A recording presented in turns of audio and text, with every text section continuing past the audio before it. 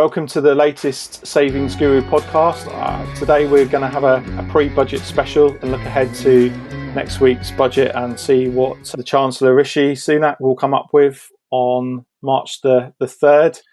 It's a pretty interesting budget this time with everything that's gone on with COVID and what might be in there to help with the recovery and help the economy bounce back. So I'm delighted to be joined today by George Nixon from This Is Money.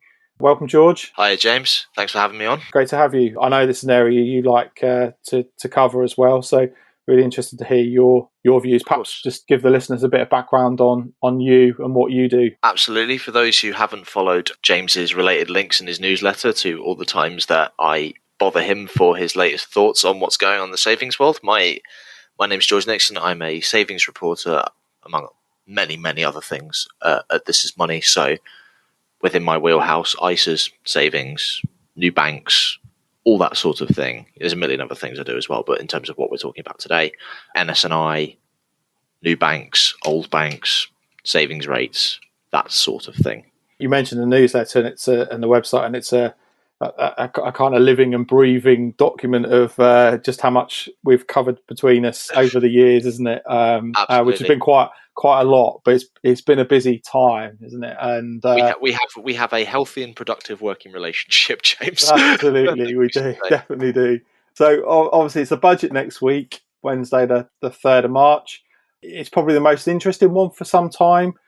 What do you think we're going to see from the Chancellor? There's been a lot of talk about COVID recovery bonds. Is that something you think we might see? Yeah, so this idea of British recovery bonds, of tapping into Britain's kind of 125 billion lockdown cash pile, that's something that the Daily Mail has been calling for. Certain think tanks like the Centre for Policy Studies have sort of called for like a specifically northern version where northern investors savers would be able to kind of raise funds for projects in their local area.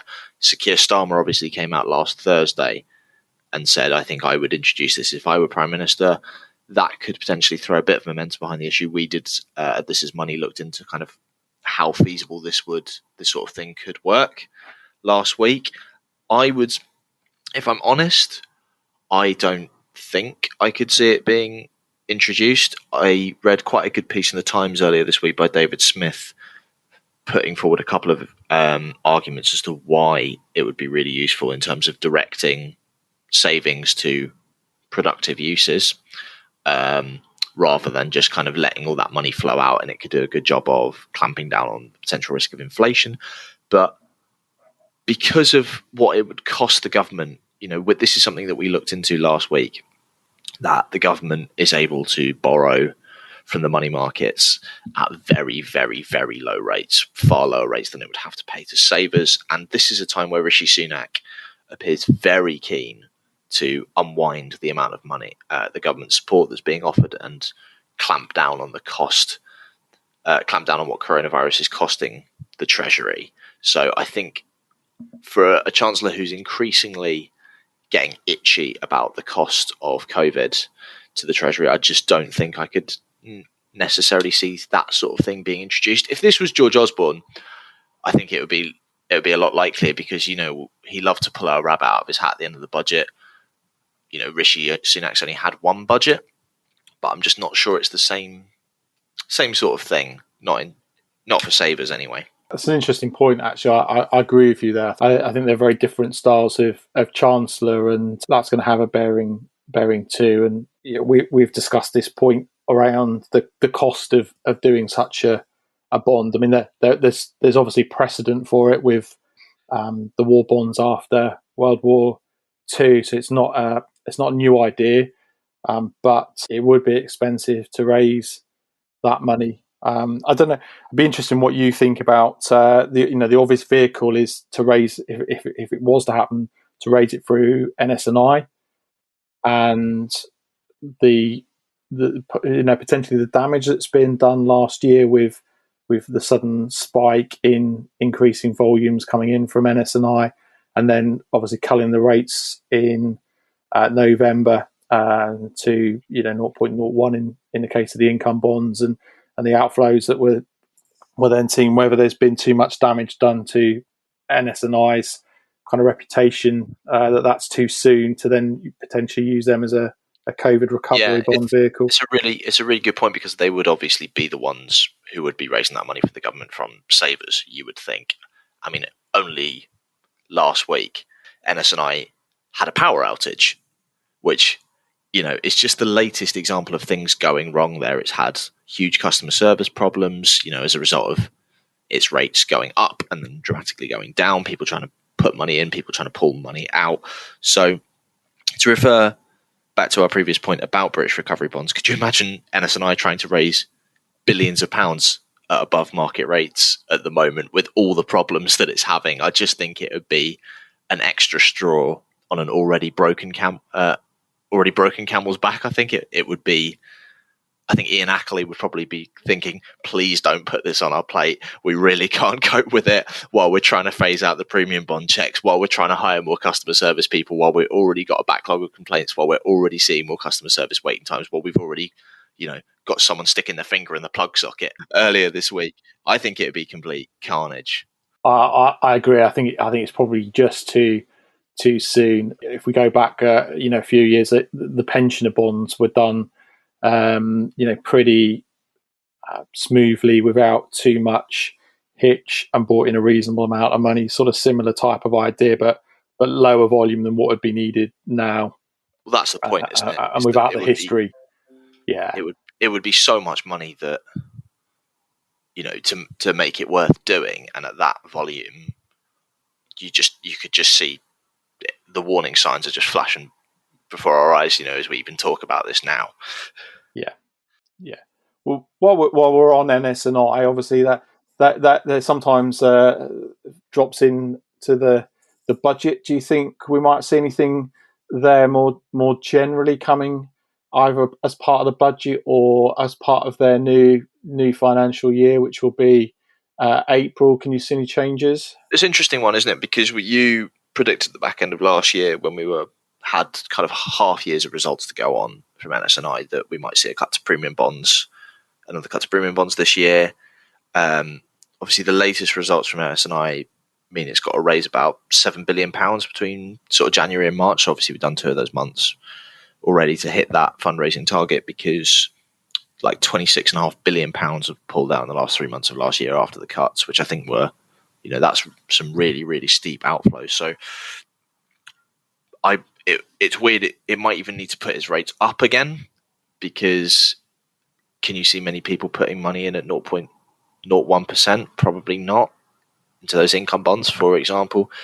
Its easy access account pays 0.15%. It's not a particularly appetizing offer for savers, and the premium bond figures that we've seen don't suggest it's quite getting the right volume that it wants. So I think any cuts to premium bonds might be off the table for now. I mean, you'll have more of an insight into this than me, but it doesn't seem as if it might be in a situation where it needs to raise more money rather than push it all out, which I think is one of the things that you talked about last year.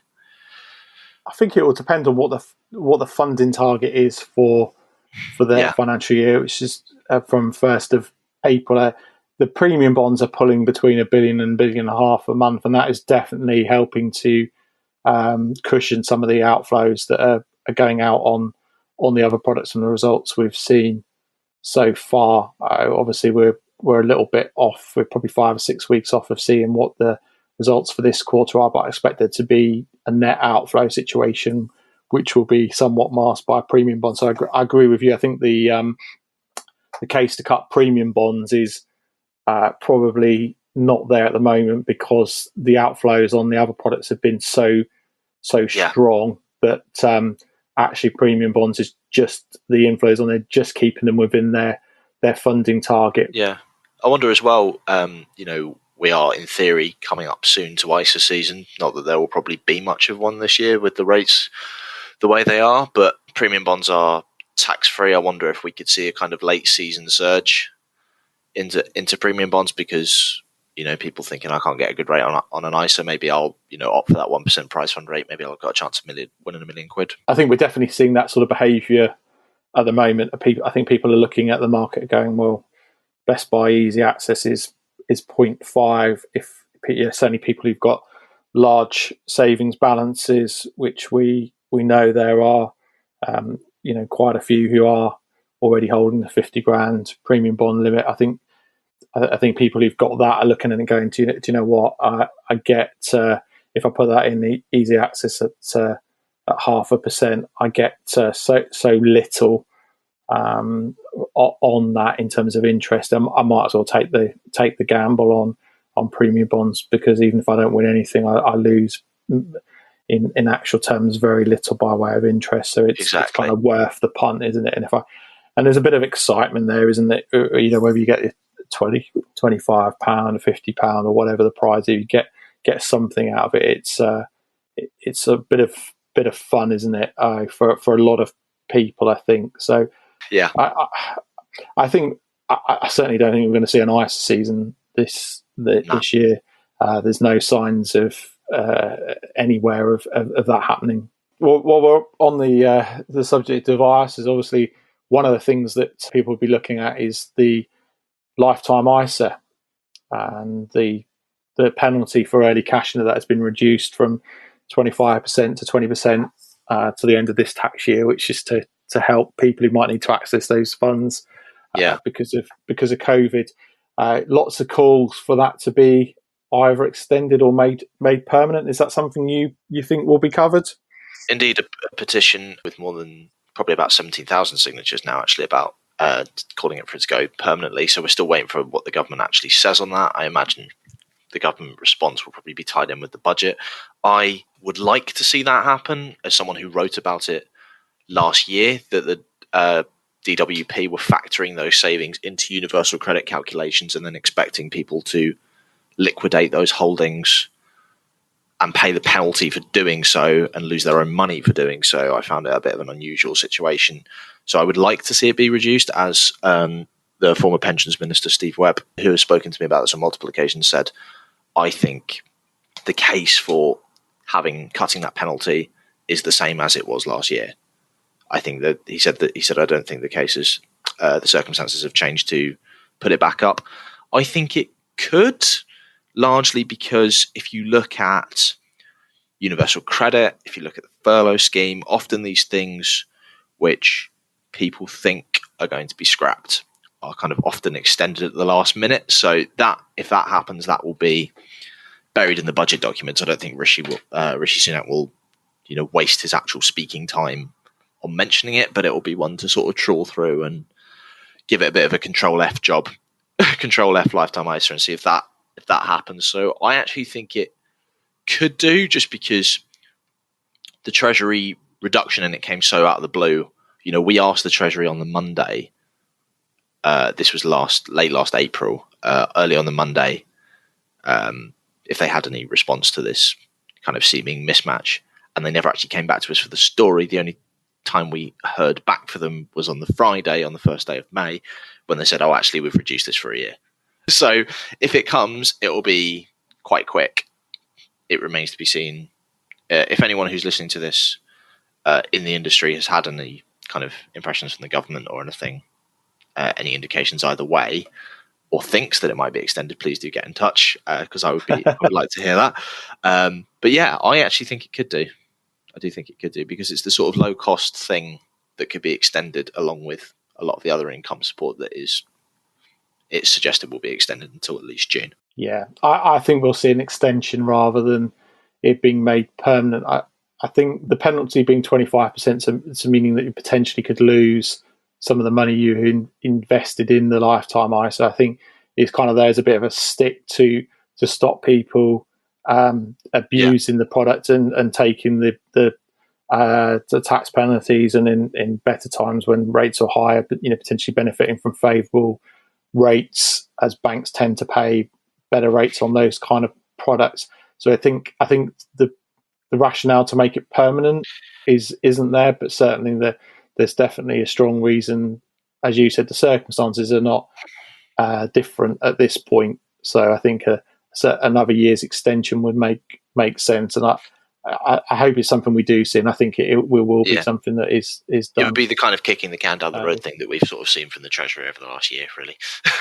Yeah, absolutely. While we're on the subject of ISAs, do you see any other changes to allowances? Obviously, there's a 4K allowance for lifetime ISAs, 9k for junior ISAs and the 20k ISA overall allowance. Do you see any of those being raised? Or? Yeah, well, obviously the £9,000 junior ISA allowance was something that was introduced at the last budget. It was more than doubled from, I think, 4,368. That was sort of buried in the budget documents as the kind of sole giveaway to savers. I think something possibly cheap and gimmicky. We can't see the latest ISA stats to see how effective that's been, but I very much doubt that additional allowance has made much difference for anyone but the richest families. So it is that kind of feel-good giveaway to savers that doesn't actually cost the Treasury very much. I think we could possibly see something similar. I was thinking maybe an adjustment and ISA allowance increase in line with inflation, perhaps. Maybe a 25 grand ISA allowance or something like that. But I don't really see anything substantial. Maybe they might bump the junior ISA allowance up to £10,000 to say, lots of people have been saving more. Maybe some kind of round sum or inflation adjustment increase. But I don't see anything huge. Again, George Osborne loved ISAs. I don't know if Rishi Sunak does as much. I think you're right. The junior ISA was bumped quite significantly last year. So the obvious one might be to round that to 10 from 9 as a no cost giveaway. The 20k allowance has sat like that for some time, and the argument would probably be at the moment that the money doesn't need to be spent to help people by increasing that. But your point on the what's a kind of low cost feel good giveaway, actually the tax take on increasing that by 1,000 or 2,000 or even 5,000 to 25, the loss in tax take on that will be so marginal. It will be pennies really, given where the interest rate environment is and the personal savings allowance already taking most people out of that. Well, this is the point. It really won't make much of a difference. This is what Ros Altman said to me the other day. Like she said, low interest rates in the personal savings allowance, cash ISAs in particular, are sort of semi-redundant at the moment because rates were already closer relatively close between easy access accounts and cash ISAs anyway, and easy access cash ISAs, for example, and those rates were not high enough on easy access accounts to make, unless you had really big balances accumulated over years and years and years that you would transfer from ISA to ISA, to really justify like saving into a cash ISA, because you wouldn't be paying tax on the interest anyway. Who's making £1,000 in interest a year? Yeah, not many people at the moment. You mentioned Ros there, and one thing that we've talked about and you've written on a few times is calling for the simplification of ISAs. It's something that certainly we have talked about a lot in the past. My views are that I'm old enough to remember PEPs and TESAs, and I can remember them being phased out, and the reason that ISAs were brought in was to make the tax-free saving environment simpler. As someone who isn't, what was the difference again? It's the personal equity plans were kind of to cover shares only. The TESA was tax exempt special savings account, but it had a small allowance, and it never really kind of took off in the environment. And I think it was less that the need to simplify the kind of tax idea, but more the have it under the same umbrella and rebrand and kind of push people and just and strip it out. There was different allowances for it, and I think the idea of the ISA was we have kind of one allowance, and they did sub-segment that for caps on it, but one kind of product name, and I think it was hugely successful in terms of making things simpler for sort of the first 15, 16 years of its 22 years now. Then George Osborne went and ruined everything. Absolutely. Yeah, I think, you mentioned George Osborne loved ISAs. He loved them so much. And what he's done is bought in one for every day of the week. There is There is nearly one for every day of the week. There was 6 at one point, wasn't there? When the Help to Buy's gone now for new customers. So yeah, we're down to 5 that are kind of live. So what did we? So what? This is what George Osborne did. Apparently, this is what I wrote in the story that you're in, Ros Altman is in, and Andy Bell from AJ Bell have all contributed to, because as we sort of said, we don't expect a huge amount from for savers in this budget. So we kind of went a different way and thought we'd address this issue of what Rishi Sunak could and perhaps should do to fix the ISA system. So George Osborne, if we include the replacement of child trust funds with junior ISAs, which obviously is a bit cosmetic, but it's an ISA, and then you have the Help to Buy ISA, the Lifetime ISA, and that little thing, the Innovative Finance ISA, which is a very strangely named product that no one's really gone for. That's obviously a tax wrapper for peer-to-peer investing. And even some of the people within the peer-to-peer industry, I remember speaking to them about this a couple of years ago. This is something that's kind of fallen off my radar a little bit as the industry has really contracted. But even some of them were saying that ISA was kind of really introduced before the industry was almost really ready for it. Like peer-to-peer lending wasn't really big enough to justify having an ISA. And then, of course, the Lifetime ISA is, people have said it's quite a strange product because obviously it marries together two very different goals. If you can use it as a first-time buyer, or you can use it for retirement, which are two different goals. And people have said that's confusing, that's complex. But it's just reflective of how, you mentioned ISAs were set up to be simple. It was to marry together these PEPs and TESAs into a really simplified savings system that stood for one thing. And now we have a system which is seemingly far too complex, a far dizzying array of rules. Okay, there's a 20,000 annual allowance, but there are restrictions within that, and some ISAs have smaller allowances than that, and there are limits onto what you can pay into and that sort of thing. In terms of whether we can actually see a simplification of it, I doubt it. I don't.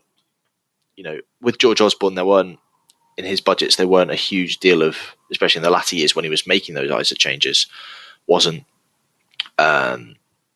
wasn't anything as pressing as a global pandemic and the financial response to it to allow him to make those tinkering to the ISA system. So it just doesn't seem like the kind of budget where that would be the priority. And in fact, what we've seen from Rishi Sunak over the last kind of 8 months is that he really wants to seem to prioritize a recovery that is led by consumer spending rather than government directed saving. You talk about Eat Out to Help Out, VAT cuts, like he wants to go out and get Britain spending again, tap into that, as we mentioned, that lockdown cash pile. I don't know if he's as keen for us to keep saving it all. Yeah, I think you're right. I think there's kind of been no noise there, and I think he's got other bigger things on his plate, and I think it would be because of the complexity that's been put into the system now. I think it would be a bigger piece of work to actually pull those to get together. The idea of a kind of one ISA is very simple, but the tricky bit would be the work that would have to go on behind the scenes to consolidate what's already out there, and how that runoff, if you like, would be managed, or the transfer process. And I'd be stunned if we saw anything on that yet. I think we're going to have to wait another year or two before any changes there, unfortunately. Just a question for you, James, really, because I've been at This Is Money only since sort of 2019 full time. So I came after these big proposals from a body called the Association of Accounting Technicians, who had assembled what they called a kind of ISA task force to propose this one ISA that you mentioned, this kind of one tax-free umbrella that everything would be brought under to simplify the system. Did you think at that time, I know you don't remember sort of necessarily the ins and outs, but at that time, did it seem like there was real momentum towards changing the ISA system, and it's kind of that momentum sort of stalled a bit?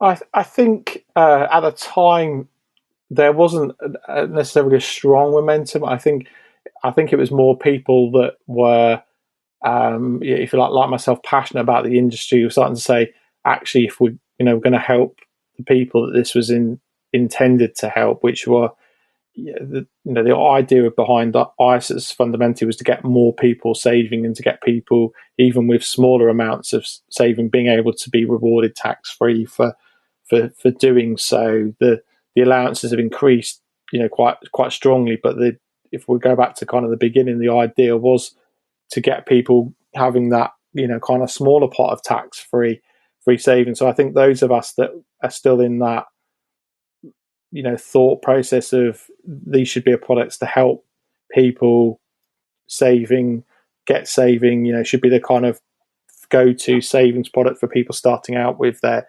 savings. We're starting to feel at that time, okay, I can see what you're trying to achieve, and politics aside here, but my view of at the time of what George Osborne was trying, and David Cameron as well were trying to do, was you bring in a lot of things that were very well intentioned, but actually practically didn't work. Things like the help to save and matching the thing to give people an emergency savings spot. They were trying to address the right issues, but of the execution of that hasn't solved the problems. And I think people like the body you mentioned there, and myself and others were sort of thinking, we're getting too complex now. We're moving away from that simplicity. I think there's less of a case at the moment for it, just simply because other things are on people's minds, and actually, people.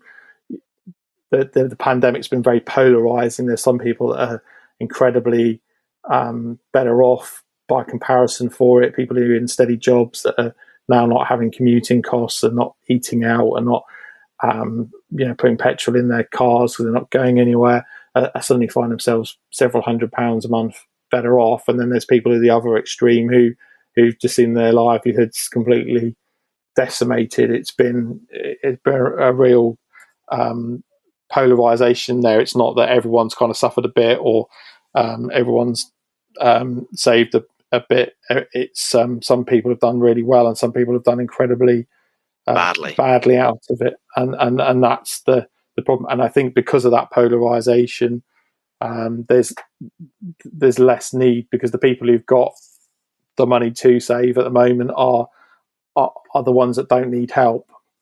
So I think that's probably why there'll be less incentive to simplify. The people who are without at the moment, are probably a million miles away from thinking about trying to put together an emergency stash for if something like this happens again. It's about survival for them at the moment. Yeah, absolutely. So, any other changes then, George, that you think we might see that would impact savers in the budget? Any rabbits? I've asked a couple of people about this. Well, this is the thing with rabbits, is you don't know that they're going to come out. So we've all got to wait and see. Honestly, I just don't think that it's a savings-focused budget in the slightest. I think what the government's concerned about is the massive cost of the coronavirus support that it's paying out. It wants a kind of investment-led roadmap out of lockdown. I think for that reason, you asked me, if I was a betting man, what my prediction is. I might put an outside bet just because you get good odds on it, on a recovery bond, just because if there is going to be a rabbit, that would be it. There was something floated in the mail this on Thursday morning about a discount voucher scheme for supporting the high street. They sometimes go for these kind of madcap proposals like Eat Out to Help Out was. So maybe you could see something like that, but that's the only thing I could really see that was kind of tangible and not, just a slight increase in the ISA allowance or personal savings allowance, for example. If you're a betting man, then what's your prediction? What do you think Richie will do? So if I put two bets on, I put my bet on what I was likelier to win, which would be next to nothing in real terms, and then I would take a slight flyer on the outside chance of a recovery bond. Yeah. Okay. I'm going to go for absolutely nothing. Absolutely nothing. I'm naturally optimistic, but I'm pretty pessimistic for savers on this budget. Sure. I think we'll see allowances maintained.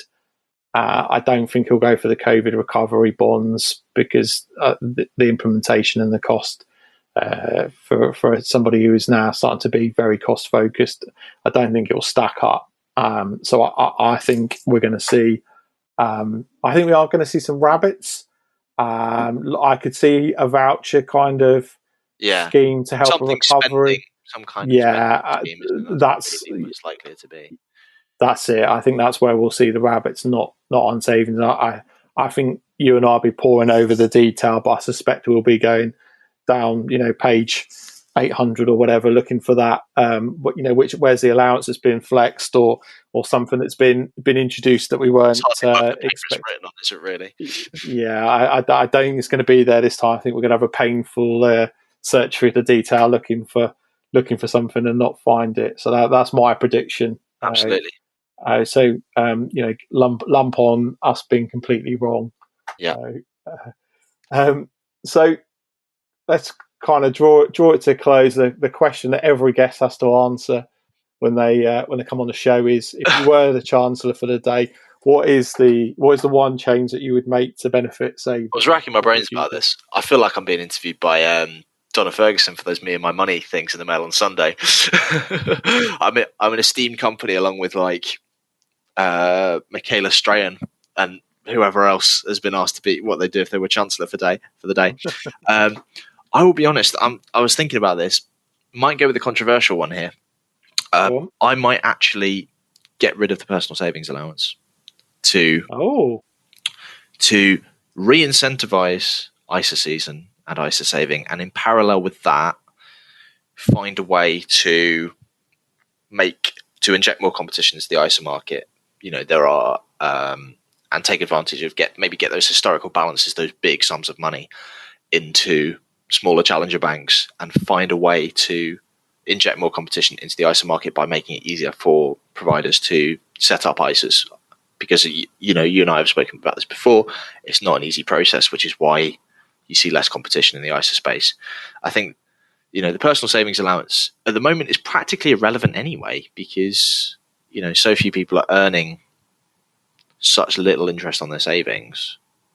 You need to have so much money to exceed that £1,000 allowance. Maybe I wouldn't get rid of it entirely. Maybe I'd cut it down to like £200 or £100 or something. But yeah, I'd want to re-incentivize ISA season. So maybe I'd go for something like that.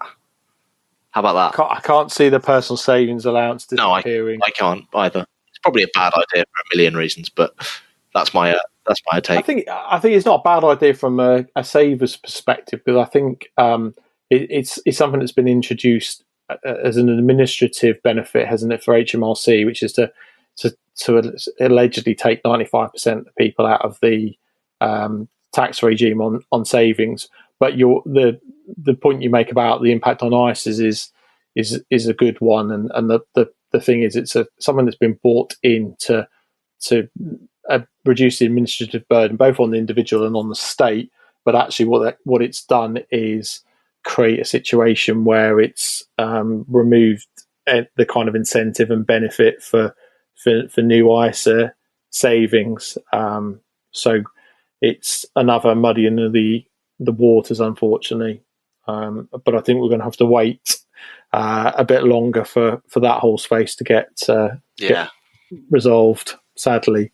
How does that compare to some of the other ones? You're the first person, George, who suggested that. A lot of people have come up with kind of new ideas to incentivise different types of savings, or have wanted to kind of tinker with the ISA system. You're definitely the first person to suggest personal savings allowance be culled. But I think that there's a number of people who kind of within the industry would like to sort of see ISAs tinkered with, and then there's been a whole range of kind of other stuff. But it's always interesting. Always interesting what people's kind of focus and priority is on that.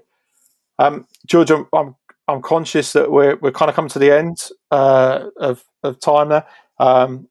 It's been fascinating, and I look forward to seeing how close we are See if we're positively surprised. Yeah, let's see what happens on Wednesday, and see if we're right or not, and then we'll revisit. Thanks ever so much for joining me, George. Thank you for having me on. It's been a pleasure. Always good chatting, James. See you later. Bye bye. Thanks, George.